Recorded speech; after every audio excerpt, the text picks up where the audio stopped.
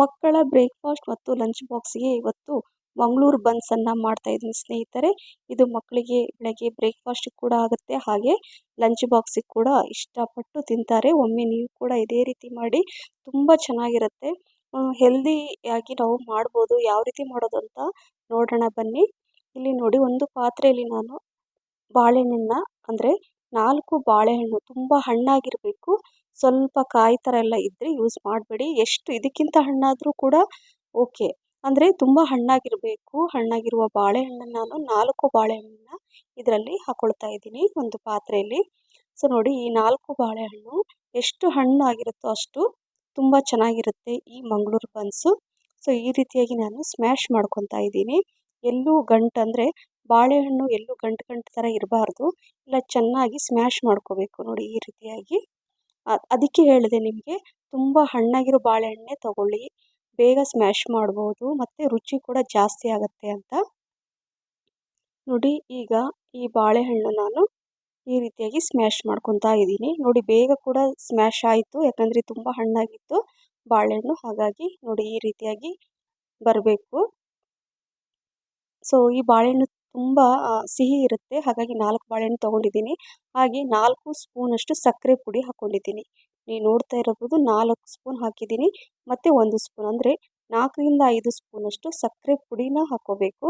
ಅರ್ಧ ಕಪ್ಪಷ್ಟು ಮೊಸರು, ಅರ್ಧ ಸ್ಪೂನಷ್ಟು ಬೇಕಿಂಗ್ ಪೌಡರ್, 1/4 ಸ್ಪೂನಷ್ಟು ಬೇಕಿಂಗ್ ಸೋಡಾ, 1 ಸ್ಪೂನು ಜೀರಿಗೆ, ಸ್ವಲ್ಪ ರುಚಿಗೆ ತಕ್ಕಷ್ಟು ಸ್ವಲ್ಪ ಉಪ್ಪು ಹಾಕೊಂಡ ನಂತರ ಇಲ್ಲಿ 2 ಕಪ್ಪಷ್ಟು ನಾನು ಗೋಧಿ ಹಿಟ್ಟನ್ನು ತೊಗೊಂಡಿದ್ದೀನಿ.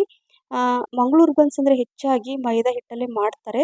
ನಾನು ಮಕ್ಕಳಿಗಾಗಿ ಇದನ್ನು ಮಾಡ್ತಾ ಇರೋದ್ರಿಂದ ಹೆಲ್ದಿಯಾಗಿ ಮಾಡೋಣ ಅಂತ, ಹಾಗಾಗಿ ನಾನು ಗೋಧಿ ಹಿಟ್ಟನ್ನು ಯೂಸ್ ಮಾಡ್ತಾ ಇದ್ದೀನಿ ಸ್ನೇಹಿತರೆ. ನೋಡಿ, ಈಗ ಗೋಧಿ ಹಿಟ್ಟನ್ನು ಹಾಕಿದ ನಂತರ ಮೊದಲು ಸ್ಪೂನಿಂದ ನಾನು ಚೆನ್ನಾಗಿ ಮಿಕ್ಸ್ ಮಾಡಿಕೊಂಡೆ. ನಂತರ ಚೆನ್ನಾಗಿ ನೋಡಿ, ಯಾಕಂದರೆ ಬಾಳೆಹಣ್ಣು ಹಾಕಿರ್ತೀವಿ, ಮೊಸರು ಹಾಕಿರ್ತೀವಿ, ಹಾಗಾಗಿ ನೀರು ಹಾಕ್ಕೊಳ್ಳೋಕ್ಕೆ ಹೋಗಬಾರ್ದು. ಅವಶ್ಯಕತೆ ಹೆಚ್ಚಾಗಿ ಇದನ್ನು ಮಾಡುವಾಗ ನೀರು ಹಾಕ್ಕೊಳ್ಳೋದೇನೆ ಹಿಟ್ಟನ್ನು ಈ ರೀತಿಯಾಗಿ ಕಲಿಸ್ಕೋಬೇಕು. ನೋಡಿ, ನಾನು ಒಂದು ಸ್ವಲ್ಪ ಕೂಡ ನೀರು ಹಾಕಿಲ್ಲ, ಸ್ವಲ್ಪ ಎಣ್ಣೆ ಹಾಕ್ಕೊಂಡು ಚಪಾತಿ ಹಿಟ್ಟಿನ ಹದಕ್ಕೆ ನಾನು ಕಲಿಸ್ಕೊಂಡ್ಬಿಟ್ಟು ಈಗ ಒಂದು ಪಾತ್ರೆಯಲ್ಲಿ ನಾನು ಈ ರೀತಿಯಾಗಿ ಮುಚ್ಚಿ ಓವರ್ ನೈಟ್ ಇಡ್ತಾ ಇದ್ದೀನಿ. ಯಾವುದೇ ಮಂಗಳೂರು ಬನ್ಸ್ ನೀವು ಮಾಡಿದರೆ ರಾತ್ರಿ ನೀವು ಹಿಟ್ಟನ್ನು ಕಲಸಿಟ್ಟು ಬೆಳಗ್ಗೆ ಮಾಡಬೇಕು. ಏನಾದರೂ ಈವ್ನಿಂಗ್ ಮಾಡಬೇಕಂತ ಇದ್ದರೆ ನೀವು ಬೆಳಗ್ಗೆ ಈ ರೀತಿಯಾಗಿ ಮಾಡಿ ಈವ್ನಿಂಗ್ ಟೈಮಲ್ಲಿ ಮಾಡ್ಬೋದು. ಸೊ ನಾನು ಬೆಳಗ್ಗೆ ಮಾಡ್ತಿರೋದನ್ನ ರಾತ್ರಿ ಹಿಟ್ಟು ಕಲಸಿ ಇಟ್ಟಿದ್ದೀನಿ. ಸೊ ಈಗ ಬೆಳಗಿನ ಜಾವ ನಾನು ಚಟ್ನಿ ಮಾಡ್ಕೊಳ್ತಾ ಇದ್ದೀನಿ. ಇಲ್ಲಿ ತುಂಬ ರುಚಿಯಾದ ಚಟ್ನಿ, ಶೇಂಗಾ ಮತ್ತು ಒಣ ಕೊಬ್ಬರಿ ಚಟ್ನಿ ಮಾಡ್ತಾ ಇದ್ದೀನಿ. ಸೊ ಶೇಂಗಾ ಸ್ವಲ್ಪ ಒಂದು ಅರ್ಧ ಬಟ್ಲಷ್ಟು ಹುರಿದಿಟ್ಕೊಂಡಿದ್ದೀನಿ, ಅದು ತಣ್ಣಗಾಗಲಿ.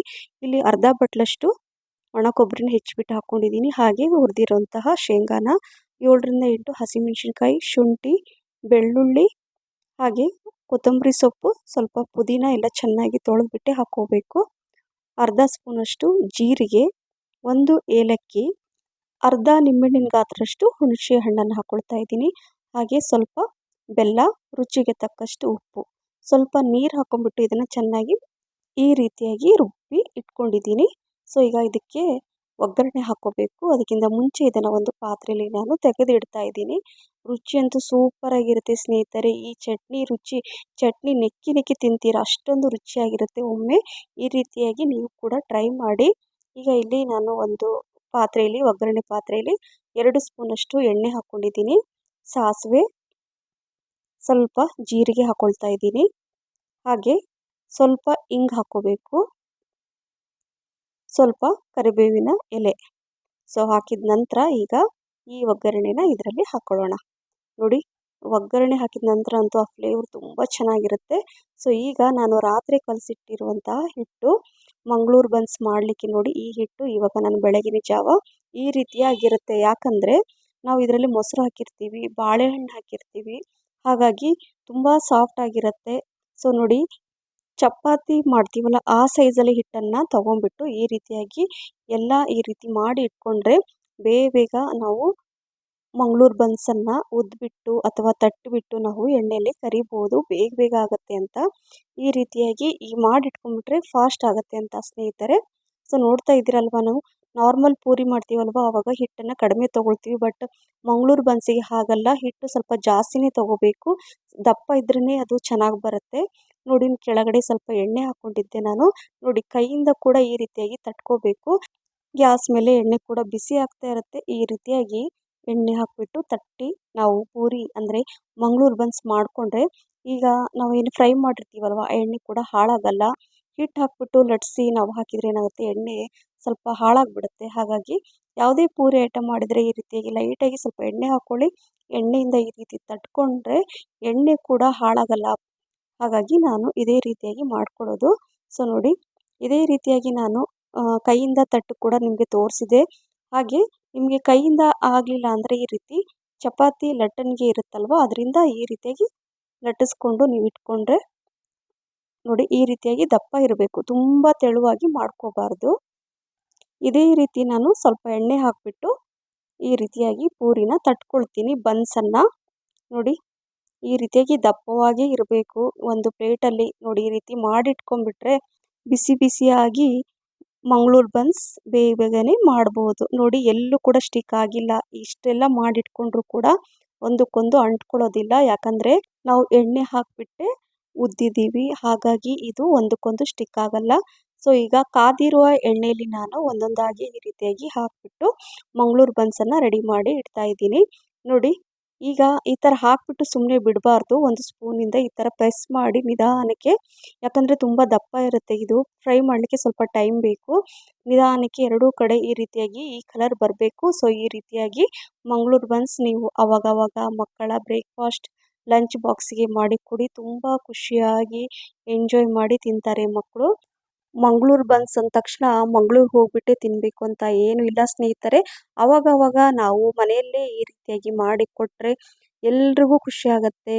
ಆವಾಗವಾಗ ನಾವು ಸ್ವಲ್ಪ ಡಿಫ್ರೆಂಟಾಗಿ ಬ್ರೇಕ್ಫಾಸ್ಟ್ ಮಾಡಿದರೆ ಮನೆಯಲ್ಲಿ ಇರೋರೆಲ್ಲ ಸದಸ್ಯರು ಕೂಡ ಹ್ಯಾಪಿಯಾಗಿ ಖುಷಿ ಖುಷಿಯಿಂದ ತಿಂತಾರೆ ಅಂತ ಹೇಳ್ತಾ ಇದ್ದೀನಿ. ಆ್ಯಕ್ಚುಲಿ ಮಂಗಳೂರು ಬನ್ಸ್ ಮೈದಾದಿಂದ ಮಾಡ್ತಾರೆ, ಬಟ್ ನಾನು ಹೆಲ್ದಿಯಾಗಿ ಇದನ್ನು ನಾನು ಗೋಧಿ ಹಿಟ್ಟಿಂದ ನಾನು ಮಾಡ್ತಾ ಇದ್ದೀನಿ, ಅಂದರೆ ಮಾಡಿದ್ದೀನಿ. ಗೋಧಿ ಹಿಟ್ಟನ್ನು ಯೂಸ್ ಮಾಡಿ ಈ ಮಂಗಳೂರು ಬನ್ಸ್ ಹೆಲ್ದಿಯಾಗಿ ಮಾಡಿದ್ದೀನಿ. ನೀವು ಕೂಡ ಆರೋಗ್ಯಕರವಾದ ಈ ಮಂಗಳೂರು ಬನ್ಸ್ ಮಾಡಿ ಮಕ್ಕಳಿಗೆ ನೀವು ಕೂಡ ತಿನ್ನಿ. ಬ್ರೇಕ್ಫಾಸ್ಟ್ ಲಂಚ್ ಬಾಕ್ಸ್ಗೆ ಸೂಪರಾಗಿರುತ್ತೆ. ನೋಡಿ, ನಿಮಗೆ ತೋರಿಸ್ತೀನಿ. ಸೊ ಎಲ್ಲ ಪೂರಿನ ನಾನು ಅಂದರೆ ಮಂಗಳೂರು ಬನ್ಸನ್ನು ಮಾಡಿ ನಿಮಗೆ ತೋರಿಸ್ತೀನಿ. ನೋಡಿ, ಇದು ಎಷ್ಟು ಚೆನ್ನಾಗಿ ಬಂದಿದೆ, ಎಷ್ಟು ಸಾಫ್ಟ್ ಇದೆ ಅಂದರೆ ನಿಮಗೆ ತಿಂದ ಮೇಲೆ ಗೊತ್ತಾಗುತ್ತೆ ಇದರ ರುಚಿ. ಅಷ್ಟೊಂದು ರುಚಿಯಾಗಿರುತ್ತೆ. ಸೊ ಈ ಚಟ್ನಿ ಜೊತೆ ಅಂದರೆ ಶೇಂಗಾ ಮತ್ತು ಒಣ ಕೊಬ್ಬರಿ ಹಾಕಿ ಮಾಡಿದಂತಹ ಚಟ್ನಿ ಜೊತೆ ಈ ಮಂಗಳೂರು ಬನ್ಸ್ ತಿಂತಾ ಇದ್ದರೆ ವಾವ್, ಏನು ರುಚಿ ಅಂತೀರಾ, ನೀವು ಮರೆಯೋಕ್ಕೆ ಆಗಲ್ಲ, ಅಷ್ಟೊಂದು ರುಚಿಯಾಗಿರುತ್ತೆ ಸ್ನೇಹಿತರೆ. ಸೊ ಮಿಸ್ ಮಾಡದೆ ನೀವು ಮಾಡಿ, ಖಂಡಿತವಾಗ್ಲೂ ನಿಮಗೆ ತುಂಬ ಇಷ್ಟ ಆಗುತ್ತೆ. ಇಷ್ಟ ಇಲ್ಲ ಅಂತ ಹೇಳೋಕ್ಕೆ ಚಾನ್ಸೇ ಇಲ್ಲ. ನಾನು ಬೆಳಗ್ಗೆ ಬ್ರೇಕ್ಫಾಸ್ಟಿಗೆ ಕೂಡ ಮಕ್ಕಳಿಗೆ ಕೊಟ್ಟಿದ್ದೀನಿ, ಹಾಗೆ ಅವರಿಗೆ ಲಂಚ್ ಬಾಕ್ಸಿಗೆ ಕೂಡ ಈ ರೀತಿಯಾಗಿ ನಾನು ರೆಡಿ ಮಾಡಿ ಇಡ್ತಾ ಇದ್ದೀನಿ. ಆ್ಯಕ್ಚುಲಿ ಮಕ್ಕಳಿಗೆ ಈ ಥರ ಏನಾದರೂ ಸ್ಪೆಷಲ್ ಏನಾದರೂ ಮಾಡಿ ಹಾಕಿದರೆ ಫ್ರೆಂಡ್ಸಿಗೆ ಕೂಡ ಸ್ವಲ್ಪ ಅಂದರೆ ಶೇರ್ ಮಾಡಿ ತಿಂತಾರೆ. ಹಾಗಾಗಿ ನಾನು ಸ್ವಲ್ಪ ಜಾಸ್ತಿನೇ ಹಾಕ್ತೀನಿ. ಸೊ ಚಟ್ನಿ ಕೂಡ ನಾನು ಬಾಕ್ಸಲ್ಲಿ ಹಾಕಿ ಮಕ್ಕಳಿಗೆ ಕೊಟ್ಟು ಅವರಿಗಂತೂ ತುಂಬ ಹ್ಯಾಪಿ ಆಗುತ್ತೆ ಮಕ್ಕಳಿಗೆ. ನೀವು ಕೂಡ ನಿಮ್ಮ ಮಕ್ಕಳಿಗೆ ಮಾಡಿ ಕೊಡಿ, ನಿಜವಾಗ್ಲೂ ಮಕ್ಕಳು ತುಂಬ ಖುಷಿ ಪಡ್ತಾರೆ. ನಾವು ಹೊರಗಿಂದ ತಂದು ತಿನ್ನಿಸೋದಕ್ಕಿಂತ ನಾವೇ ಮಕ್ಕಳಿಗೆ ಈ ರೀತಿಯಾಗಿ ವೆರೈಟಿ ಬ್ರೇಕ್ಫಾಸ್ಟ್ ಮಾಡಿಕೊಟ್ರೆ ತುಂಬ ಖುಷಿಯಾಗಿ ಎಂಜಾಯ್ ಮಾಡಿ ತಿಂತಾರೆ ಅಂತ ಹೇಳ್ತಾ ಇದ್ದೀನಿ. ಸೊ ಚಟ್ನಿ ಹಾಕಿದ್ದೀನಿ, ಹಾಗೆ ಅವರಿಗೆ ಫ್ರೂಟ್ಸ್ ಪಪ್ಪಾಯ ಕೂಡ ಮಕ್ಕಳ ಶಾರ್ಟ್ ಬ್ರೇಕಿಗೆ ಹಣ್ಣನ್ನು ತಿಂತಾರೆ. ನಂತರ ಲಂಚಿಗೆ ಈ ರೀತಿಯಾಗಿ ಅವರಿಗೆ ಮಾಡಿಕೊಟ್ರೆ ಬಾಕ್ಸ್ ಫುಲ್ ಖಾಲಿ ಮಾಡ್ಕೊಂಡು ಬರ್ತಾರೆ ಸ್ನೇಹಿತರೆ. ಮಿಸ್ ಮಾಡದೆ ನೀವು ಕೂಡ ಮಾಡಿ ಅಂತ ಪದೇ ಪದೇ ಹೇಳ್ತಾ ಇದ್ದೀನಿ. ಮಂಗಳೂರು ಬನ್ಸ್ ಅಂದರೆ ಎಲ್ರಿಗೂ ಇಷ್ಟ ಆಗುತ್ತೆ, ಹಾಗಾಗಿ ಮಕ್ಕಳಿಗಂತೂ ತುಂಬ ಇಷ್ಟ ಆಗುತ್ತೆ. ಹಾಗಾಗಿ ನಿಮಗೆ ಪದೇ ಪದೇ ಹೇಳ್ತಾ ಇರೋದು. ಸೊ ಈ ರೀತಿಯಾಗಿ ನನ್ನ ಮಕ್ಕಳ ಲಂಚ್ ಬಾಕ್ಸನ್ನು ನಾನು ಪ್ಯಾಕ್ ಮಾಡಿ ಕೊಡ್ತೀನಿ, ತುಂಬ ಇಷ್ಟಪಟ್ಟು ತಿಂತಾರೆ. ಸೊ ಈ ರೆಸಿಪಿ ನಿಮ್ಗೆ ಇಷ್ಟ ಆಗಿದ್ದರೆ ಲೈಕ್, ಶೇರ್, ಕಮೆಂಟ್ಸ್ ಮತ್ತು ಸಬ್ಸ್ಕ್ರೈಬ್ ಮಾಡೋದನ್ನು ಮರಿಬೇಡಿ. ಮತ್ತೆ ಇನ್ನೊಂದು ಹೊಸ ರೆಸಿಪಿ ಜೊತೆ ಸಿಗ್ತೀನಿ. Thank you for watching. Bye.